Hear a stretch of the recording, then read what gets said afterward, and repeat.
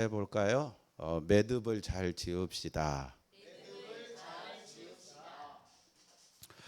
제 고향은 대나무가 유명한 전라도 담양입니다.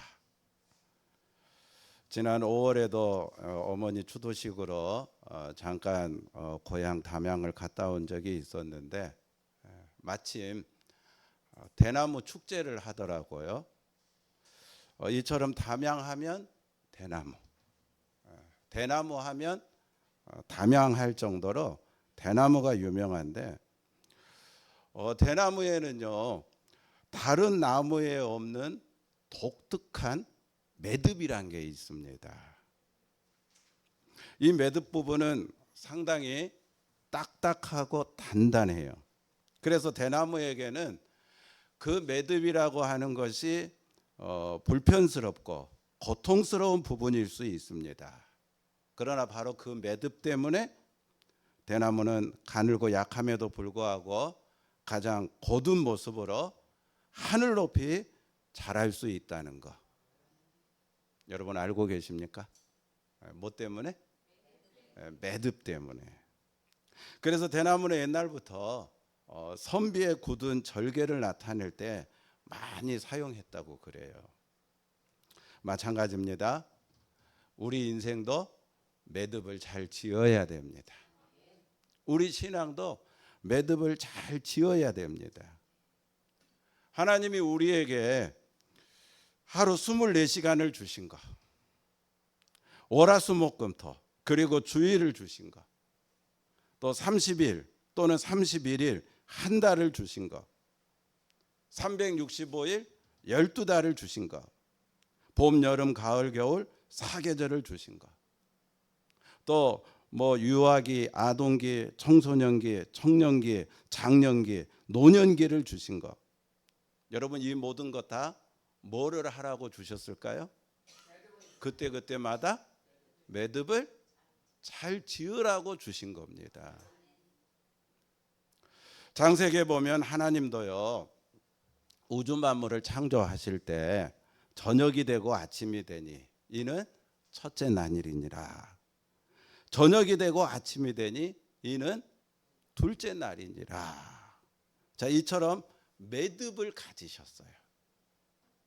그래서 하나님 보시기에 좋은 창조를 완성할 수 있었고, 여러분 예수님도 성경에 보면은 새벽 미명에 기도할 곳을 찾아 기도하셨다고 그랬고, 또 피곤한 중에도 밤이 맞도록 기도하셨다고 말씀하고 있습니다. 이처럼 예수님도 기도의 매듭을 가지고 계셨어요. 그래서 여러분 사실 이 십자가 구속의 사역이라고 하는 것이 얼마나 힘든 일입니까? 그러나 그럼에도 불구하고 매듭이 있으셨기 때문에 넉넉히 감당한 줄로 믿습니다. 그래요. 동서고금을 막론하고 인류를 위해 위대한 공헌을 하고 성공한 사람들의 공통점 또한 매듭 짓기를 잘한 사람들이에요. 그러므로 여러분도 성공한 인생이 되기를 원한다면 매듭을 잘 지으시기 바랍니다. 승리한 신앙을 갖기를 원한다면 매듭을 잘 짓기를 바랍니다. 인생의 매듭, 신앙의 매듭. 여러분 생각해 봐요. 자, 바느질 해봤어요? 네? 우리 최 집사님 바느질 잘하셔요? 네? 여러분 구멍난 양말 떼우든지 또 단추를 달든지, 근데요 마지막 매듭을 잘 짓지 않으면 어떻게 됩니까? 네? 실밥 풀어지듯이 잘 꿰매놓은 것이 다시 풀어져 가지고 공등탑이 무너지고 도로암이 타물이 되고 그동안 흘린 땀이 헛수고가 돼버리고, 그래요 안 그래요? 그리고 매듭이 안 되면 그 다음으로 넘어갈 수 있어요 없어요? 그 다음으로 넘어가기가 어려워요. 그러므로 다시 말하지만 매듭을 잘 지으시기를 바랍니다. 때로는 매듭을 짓는 게 피곤해요. 여러분 때로는 실패한 나 자신을 직시해야 되기 때문에 매듭을 짓는다는 게 고통스러울 수 있어요. 그래도 그때그때 매듭을 잘 지어야 됩니다. 그래야 복된 인생의 주인공이 될 수 있습니다. 복된 신앙을 가질 수가 있어요. 여러분 우리 교회도 여러분들 뭐 기도의 제목에 말씀드렸다시피 올해 고3이 둘이 있어요. 오늘 아침에도 고3 둘 데리고 줌으로 예배를 드렸는데 민호하고 연호를 위해 제가 여러분들한테 기도 부탁을 드렸잖아요. 우리 도윤 군도 고3이나 마찬가지죠. 이제 내년에 대학에 들어가야 되니까 그런가? 내년에 대학 가야 되잖아. 여러분 저들 모두가 매듭을 잘 짓고 그리고 대학에 잘 들어가서 하나님께 쓰임 받는 귀한 자녀들이 되도록 기도해 주시기를 주님의 이름으로 부탁합니다. 여러분 우리 모두도 마지막 죽음의 매듭을 잘 지을 때 복된 천국을 맞이할 수가 있는 거예요. 자, 옆에 분하고 이렇게 인사합시다. 매듭을 잘 지으시기 바랍니다.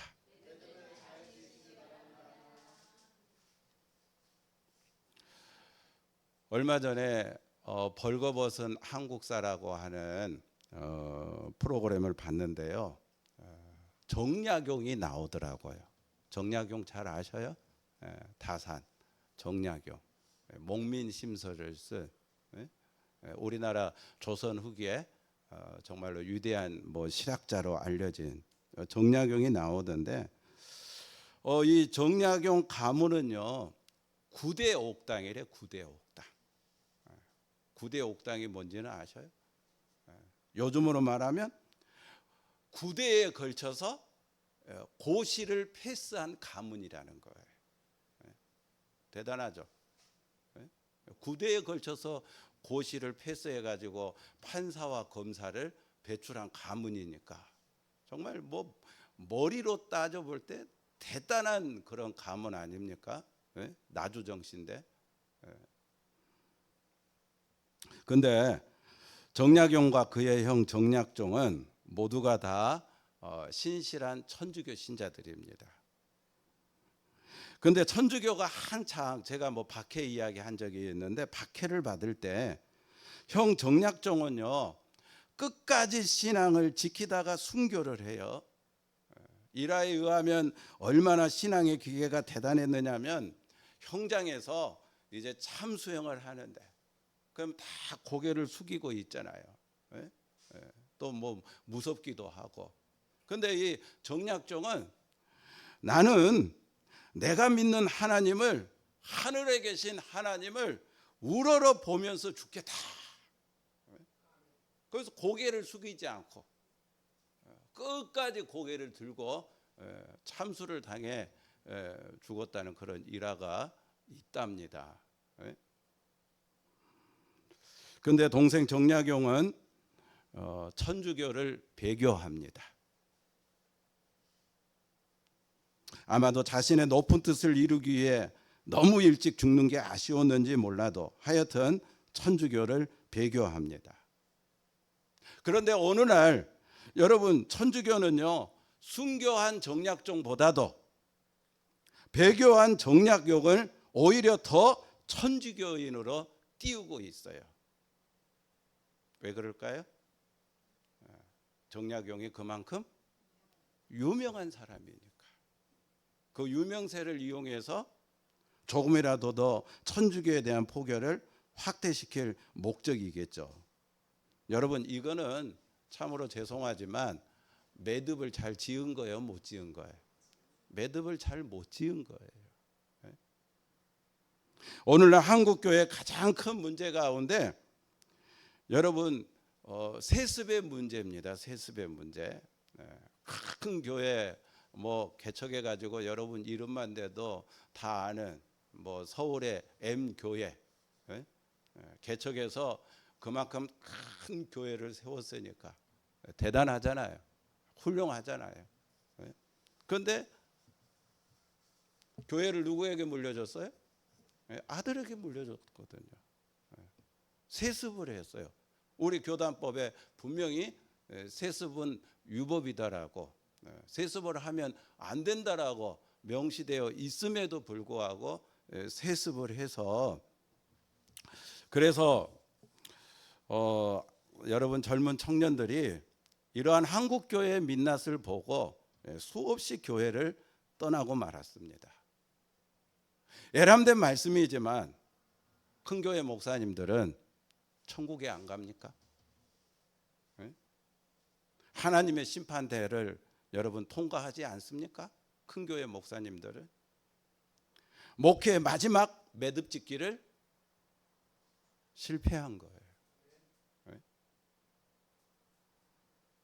따라서 이 시간에는 우리가 신앙인으로서 바르게 지어야 할 매듭에는 어느 것이 있는가를 살펴보면서 잠깐 함께 은혜를 나누기를 원합니다. 자, 첫 번째, 주일 아침부터 좀 무거운 주제일 수 있겠는데, 우리가 가져야 할 신앙의 매듭은 사생의 매듭을 잘 지어야 됩니다.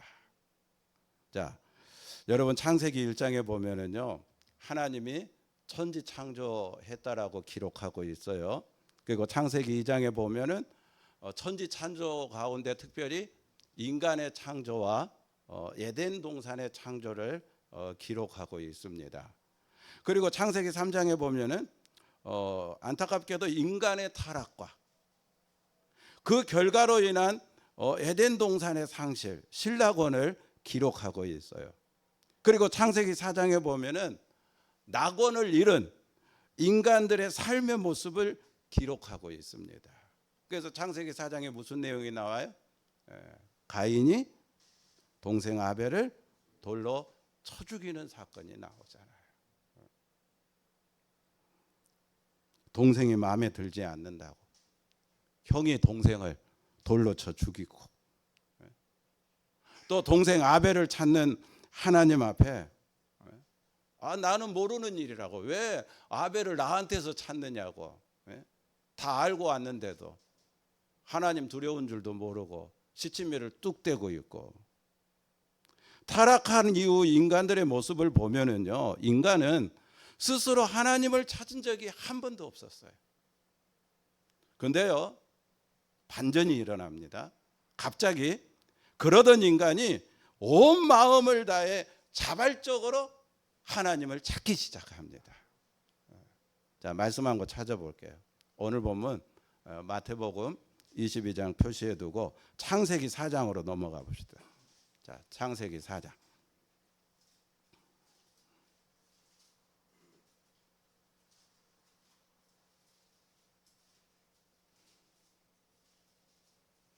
자, 창세기 4장 25절 26절입니다.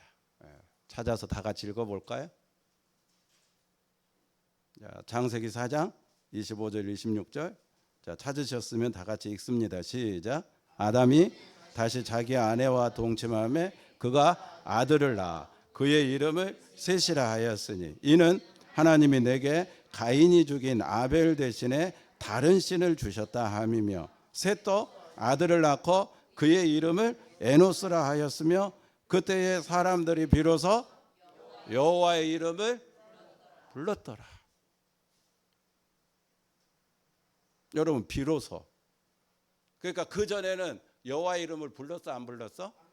안 불렀어. 비로소. 그 전에는 하나님을 찾았어, 안 찾았어? 안 찾았어. 근데 갑자기 에노스가 태어난 다음에 여호와의 이름을 불렀대. 하나님을 찾기 시작했대. 이 에노스가 뭘까요? 여러분, 이 에노스는 우리도 다 이름마다 뜻이 있잖아요. 저는 아버지가 제 이름을 지어줄 때는 도우루자에다가 심을 시기예요. 그러니까 너는 앞으로 할 수 있는 대로 도우면서, 도움을 심으면서 사는 그런 사람이 되라. 그래서 제가 뭐 목사가 됐는지는 모르겠지만 근데 사람들은 착각해요. 소자에다가 밥식. 여러분 착각하면 안 됩니다. 도우루자에다가 심을식입니다. 여러분도 다 이름의 뜻이 있잖아요. 응? 그럼 이 에노스는 유대인들도 이름마다 고유한 뜻이 있는데 에노스라고 하는 이름의 뜻은 뭐냐면은 너는 죽을 수밖에 없는 존재다. 그런 뜻을 가지고 있는 이름입니다. 너는 어떤 존재예요? 죽을 수밖에 없는 존재. 자, 따라합시다. 나는 에노스다. 그럼 나는 어떤 존재입니까? 그렇죠. 나도 죽을 수밖에 없는 존재인 거죠. 여러분 말씀해 보면은 선악과 따먹으면 죽는다고 했잖아요. 실제로 선악과 따먹은 아담에게 너는 흙이니 흙으로 돌아갈 거라고 하나님이 심판을 하셨어요. 그리고 혹시라도 생명나무의 열매를 따먹고 영생할까 싶어서 에덴 동산에서 추방하시고 그룹들과 천사죠, 천사들과 그리고 불칼을 동원해 생명나무를 따먹지 못하도록 지키셨습니다. 그런데 에덴 동산에서 추방된 인간들은요, 자기들이 죽는 존재라는 걸 인정하지 않았어요. 실제로 오랫동안 죽지 않았어요. 무드셀라는 몇 살까지?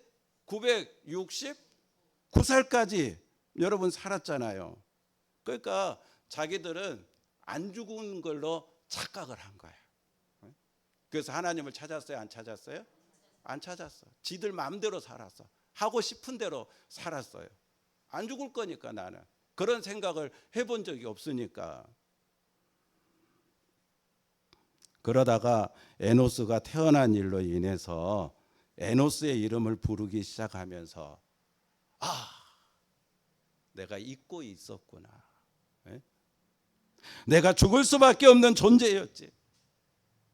흙으로 돌아갈 존재지. 그러면 그때 하나님의 심판을 받겠지. 심판을 통해서 내가 지옥에 갈 수도 있겠구나. 비로소 이때부터 여호와의 이름을 부르기 시작하고 생명의 하나님을 찾기 시작했다는 겁니다. 인간이 어떤 존재라고요? 에노스입니다. 우리가 에노스임을 분명하게 보여주는 증거가 있어요. 자, 그 다음 창세기 5장 봐봐요. 창세기 5장. 아담의 족보죠. 아담의 족보. 족보는 원래 누가 뭘 낳고 또 누가 뭘 낳고 그 낳은 걸 이렇게 기록하는 게 족보 아닙니까? 근데 창세기 5장의 족보, 자 4절에서 8절까지 읽어볼게요. 일부분만. 자 시작. 아담은 셋을 낳은 후 800년을 지내며 자녀들을 낳았으며 그는 930세를 살고 죽었더라. 셋은 105세에 에노스를 낳았고 에노스를 낳은 후 807년을 지내며 자녀들을 낳았으며 그는 912세를 살고 죽었더라. 따라합시다. 죽었더라. 아담은 뭘 그렇게 심각해? 죽었다고 여기 방금 말씀하고 있잖아요. 죽었더라. 셋도 죽었더라.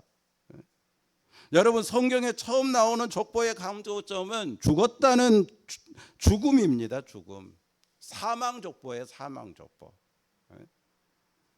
나도 뭐가 죽었다는 이미 죽은 건데 나도 죽는다. 할렐루야. 그래요. 어떤 인간이 바르게 신앙생활을 할 수 있느냐? 자기가 에노스임을, 즉 죽을 수밖에 없는 존재, 하나님의 심판대 앞에 단독자로 설 수밖에 없는 존재임을 깨달을 때 우리는 하나님을 인격적으로 만나게 되고요. 그리고 그분의 말씀을 쫓아서 살아가게 되는 줄로 믿습니다. 반대로 우리가 그리스도인으로서 말씀을 귀로만 들으려 하고 삶으로 들으려 하지 않는다면은 우리가 그리스도인으로서 작은 예수가 되지 못하고 여전히 내가 주인이 되어 순간순간 하나님의 영광을 가리고 교회의 덕을 세우지 못하고 성도를 실족하게 한다면은 여전히 우리가 그리스도인으로서 세상 것에 일희일비하고 세상 것에 목표를 두고 세상 것에 대한 미련을 끌어내지 못하고 있다면은, 우리가 그리스도인으로서 신앙이 자라지 못하고 맨날 제자리 맴맴이나 하고 있다면은, 정답은요, 내가 에노스라고 하는 사실을 모르기 때문이에요. 자각하지 않기 때문이에요. 한번 따라 합시다. 사에 대한 매듭을 잘 지을 때 생에 대한 바른 태도가 나온다. 이순신 장군 유명한 말이 있잖아요. 사즉생.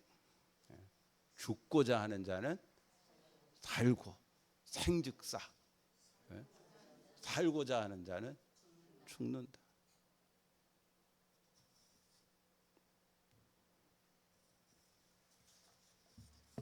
사랑하는 우리 무지개 가족 여러분, 세상은 언제나 사보다 생이 먼저예요. 그래서 뭐 생사 확인, 생사 기록, 생사 고라, 항상 뭐가 먼저 나와요? 생이 먼저 나와요. 생사가 걸린 문제. 1차적 관심이 항상 생입니다. 사는 언제나 뒷전입니다. 그래서 생이 뒤틀리고 마는 거예요. 그러나 성경은 언제다 생보다 사가 먼저예요. 하나님 말씀입니다. 전도서 7장 4절, 지혜자의 마음은 초상집에 있으되 우매자의 마음은 혼인집에 있느니라. 뭐가 먼저 나와요? 뭐가 먼저 나와요? 초상집이 먼저 나오잖아요. 혼인집이 나중에 나오고. 다시 말하지만 사의 매듭을 바로 지어야 생의 태도를 바르게 가질 수 있어요. 주님의 이름으로 부탁합니다.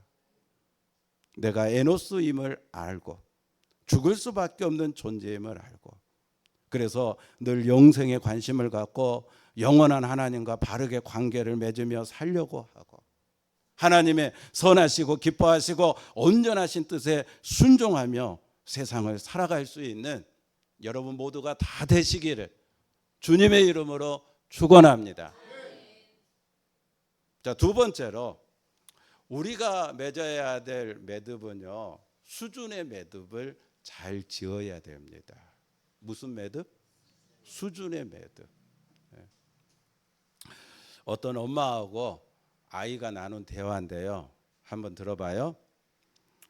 엄마가 아이에게 이야기합니다. 야, 너 무한대가 뭔지 아냐?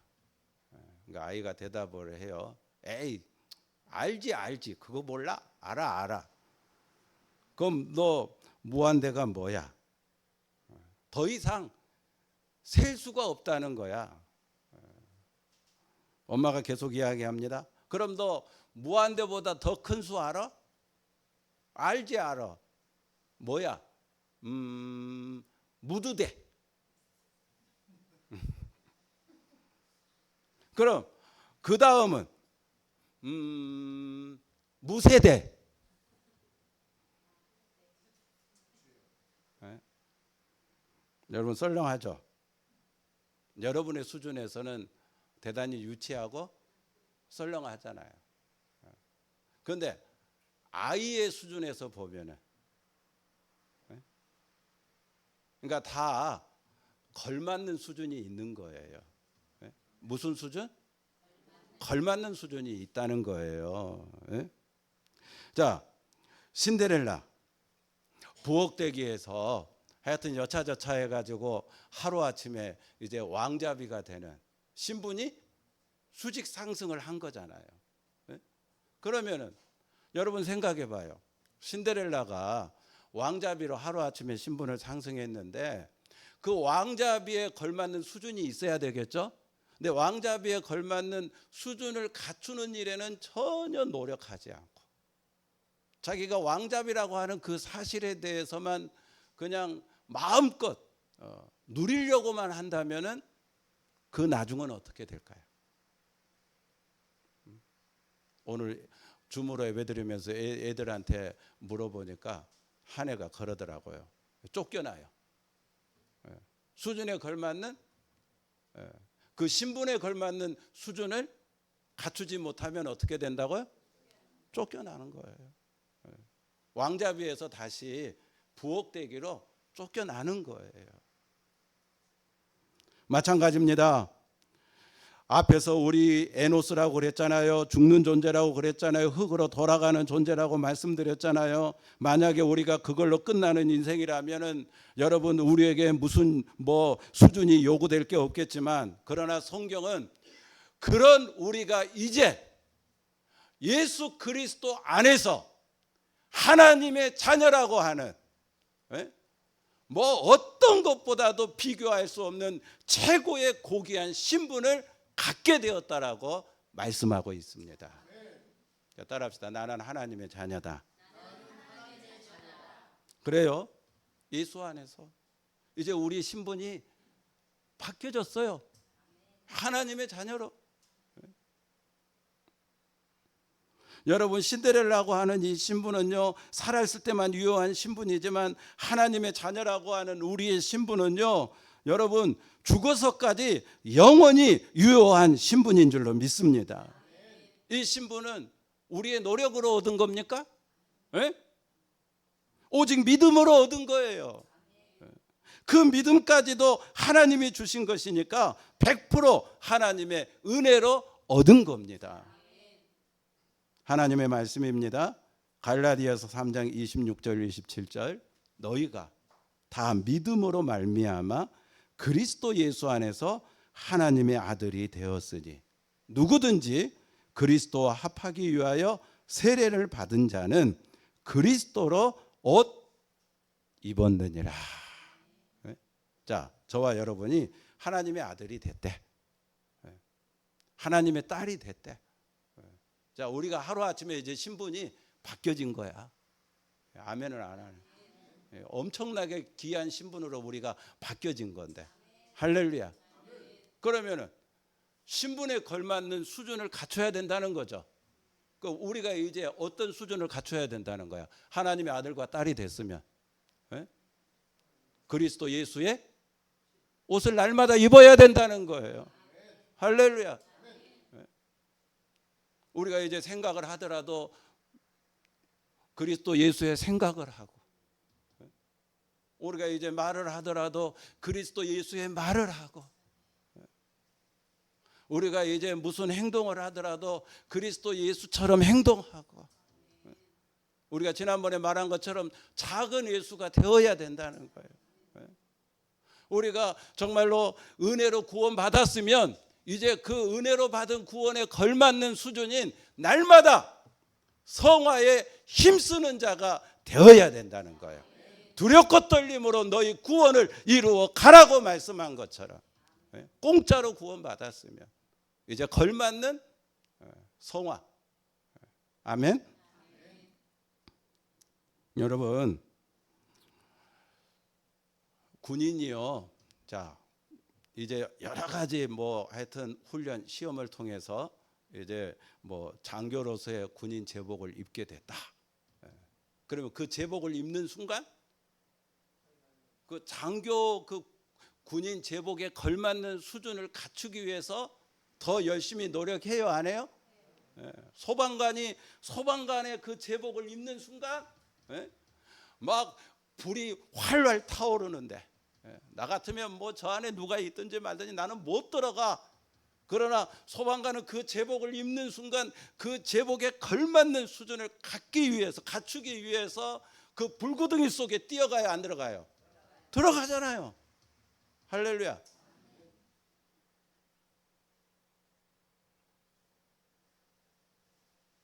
사랑하는 우리 무지개 가족 여러분, 우리가 그리스도인의 수준을 높이지 않는다면요, 여러분 그리스도인 한두 사람 많아진다고 해서 세상이 달라질 것 하나도 없어요.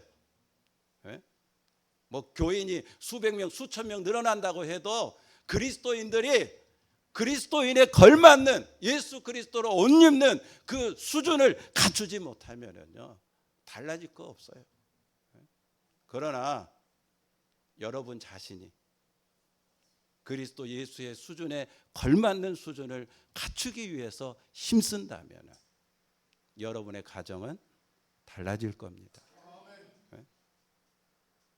여러분들이 정말로 관계 맺고 있는 모든 사람들, 또 여러분들이 관계하고 있는 모든 삶의 자리는 분명히 달라질 겁니다. 자, 옆 사람하고 인사합시다. 이렇게 인사하세요. 제발 수준을 높입시다.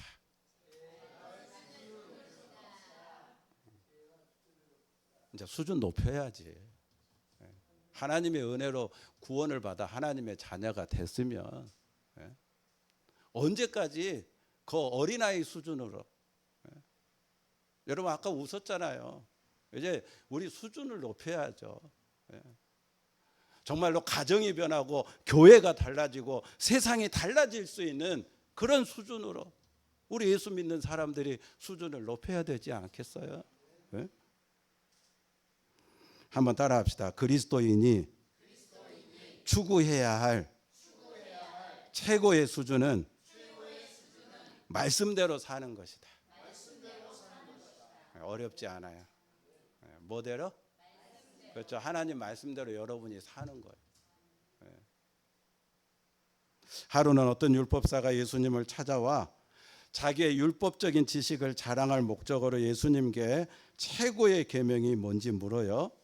자, 예수님은 전지하시고 중심을 보시는 분이시기 때문에 그 율법사의 의도를 깨뚫고 율법에 기록된 것 가지고 말씀하십니다. 그게 바로 오늘 우리가 읽은 마태복음 22장 37절에서 40절까지 말씀인데요. 자, 다시 본문으로 돌아가서요. 자, 마태복음 22장으로 돌아가서 읽어보겠습니다. 37절, 38절. 자, 읽어봐요. 자, 찾으셨어요? 자, 시작. 예수께서 이르시되 내 마음을 다하고 목숨을 다하고 뜻을 다하여 주 너의 하나님을 사랑하라 하셨으니 이것이 크고 첫째 되는 계명이요. 이게 뭐예요? 하나님 사랑이죠. 우리 교회 표어인 하나님께 전심이잖아요. 자, 39절 40절 읽어봐요. 둘째도 그와 같으니 내 이웃을 내 자신같이 사랑하라 하셨으니 이 두 계명이 온 율법과 선지자의 강령이니라. 이게 뭐예요? 사람 사랑이잖아요. 우리 교회 표어에 있는 사람에게는 진심이잖아요. 그런데 따라합시다. 둘째도 그와 같으니. 둘째니까 첫째보다 중요성이 떨어진 게 아니라 둘째도 그와 같아. 첫째하고 똑같아. 둘째라서 뭐 중요도가 덜한 게 아니라 첫째하고 똑같이 하나님 사랑하고 똑같다는 거예요. 똑같이 중요하다는 거예요. 동전의 양면처럼 어느 게 더 중요하고 덜 중요하가 아니라 둘 다 중요하다는 거예요. 둘은 떨어질래야 떨어질 수가 있다 없다? 없다는 거예요. 하나님 사랑은 반드시 사람 사랑으로 나타나야 되고, 여러분이 하나님을 사랑한다면 하나님 사랑한 만큼 사람 사랑으로 나타나야 돼요. 그 여러분이 사람을 사랑한다라고 하는 것은 여러분의 힘으로 하는 게 아니라 그 힘이 하나님을 사랑하는 마음에서 나와야 되는 거예요. 여러분, 그 중세 시대 때요, 카스트라토라고 하는 게 있었대요. 카스트라토가 뭐냐면은 그 여자 음성으로 노래하는 가수를 가리키는 거예요. 남자가. 그러니까 어렸을 때는 변성기가 오기 전에는 그 소년일 때 뭐 합니까? 미성이잖아요. 소리가 참 곱잖아요. 근데 이제 자라면서 변성기가 와버리면 소리가 이렇게 고 같은 소리가 안 고와요? 갑자기 걸쭉한 그러니까 이거 이제 막기 위해서 카스트로가 뭐냐면은 그 미성을 계속 유지해 가지고 이제 노래를 부르게 하려고 그 중세 시대 때 무슨 짓을 했느냐면은 그 소년을 강제로 거세를 시켜 버렸어요. 네? 자, 여러분, 제가 묻고 싶은 말이 그거예요. 자, 하나님이요, 거세시킨 남자의 그 미성으로 부르는 찬양을 기뻐하실까요? 네? 대답해 봐요. 기뻐하겠어요? 네? 근데 왜 그런 짓을 하면서까지 네? 찬양을 부르게 합니까? 그러니까 하나님 사랑한데 그러면은 사람 사랑으로 연결돼야죠. 그만큼. 근데 하나님을 사랑한다는 목적으로 여러분 딴짓을 하고 있는 거예요. 무려 역사에 보면은요, 교황 바오로 10세에 의해 금해질 때까지 340년 동안이나 이 카스트라토라고 하는 제도가 유지됐다고 하는데, 사랑하는 우리 무지개 가족 여러분, 우리는 항상 자기 신분에 대해 깨어있는 삶과 그 신분에 걸맞는 수준을 이루려고 노력하는 삶을 살아야 될 줄로 믿습니다. 그리스도인의 최고 수준의 성화는요, 하나님 사랑하는 거예요. 그만큼 사람 사랑하면서 사는 거예요. 하나님께 전심, 사람에게 진심. 그래서 날마다 두렵고 떨림으로 이루어 가시는, 늘 자기 점검을 게을리하지 않는 성도들이 다 되기를 주님의 이름으로 축원합니다. 이제 말씀 마칠게요.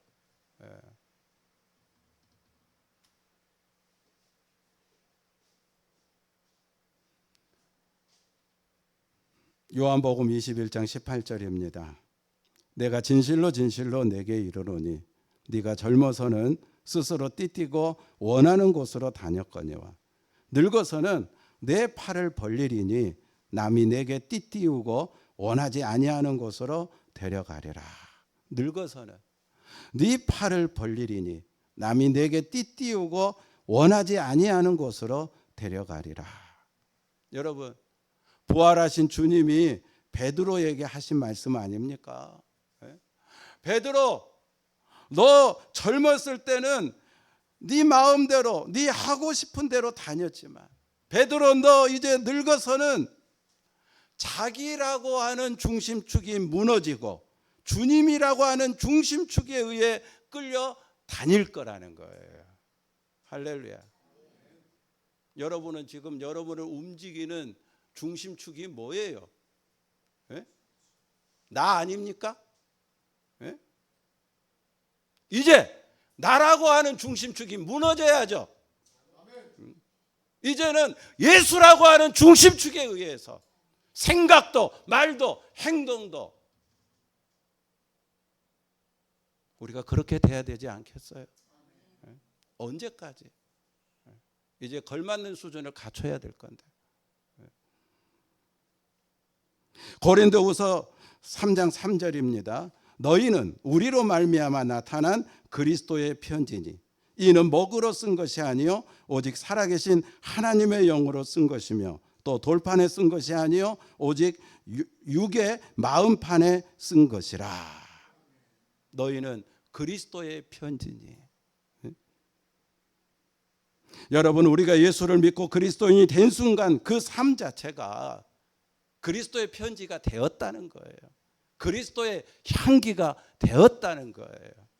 그러면 우리는 이제 저절로 향기, 그리스도의 향기를 나타내는 삶을 살아야 되는 거예요. 그리스도의 편지 역할을 해야 되는 거예요. 요즘은요, 하도 뭐 발달돼 가지고 생화도 마치 뭐예요? 이 생화처럼 만들어내잖아요. 그래서 어떨 때 보면은 진짜 이 생화인 것 같아. 생화보다 더 잘 만들어진 그런 조화를 보게 되는데, 근데 여러분, 생화하고 조화의 가장 극명한 차이가 있죠. 뭐예요? 네? 생화는 뭐가 있어요? 그렇죠. 뭐 생명도 있지만 또 여러분 향기가 나잖아요. 생화에는 얘도 맡아봐요. 뭐 별거 아닌 것 같아도 가까이 와서 맡아보면 뭐가 있어요? 향기가 있어요. 그런데 조화는 향기가 없어요. 극명한 차이가 나는 거예요. 그러니까 여러분이 예수 그리스도의 생명을 가졌다면 이제 그리스도의 향기를 나타내야 되는 거예요. 아멘. 마태복음 7장 24절 25절 그러므로 누구든지 나의 이 말을 듣고 행하는 자는 그 집을 반석 위에 지은 지혜로운 사람 같으리니 그 집을 반석 위에 지은 지혜로운 사람 같으리니 비가 내리고 창수가 나고 바람이 불어 그 집에 부딪히되 무너지지 아니하나니 이는 주추를 반석 위에 놓은 까닭이요. 여러분 자신을 진지하게 살펴봤으면 좋겠어요.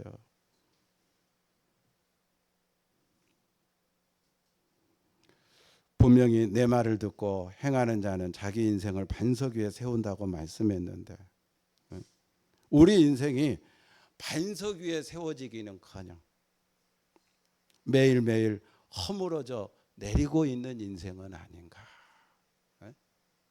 매일매일 나는 에노스인데 하나님 앞에 이제 곧 다가갈 그런 인생인데 왜 내 인생은 매일매일 허물어져 내리는 인생밖에 되지 않을까? 어떻게 해야 우리가 내 중심축이 아니라 주님의 중심축에 의해 움직이고 그리스도의 편지, 그리스도의 향기와 같은 삶을 살 수 있고 새로운 피조물답게 이전 것에 대한 미련을 끊어낼 수 있으며 내 인생을 반석 위에 세울 수 있겠는가? 여러분 그 답은 매듭에 있어요. 매듭에. 인생의 매듭을 잘 지으시기 바랍니다. 신앙의 매듭을 잘 지으시기를 주님의 이름으로 축원합니다. 축원합니다.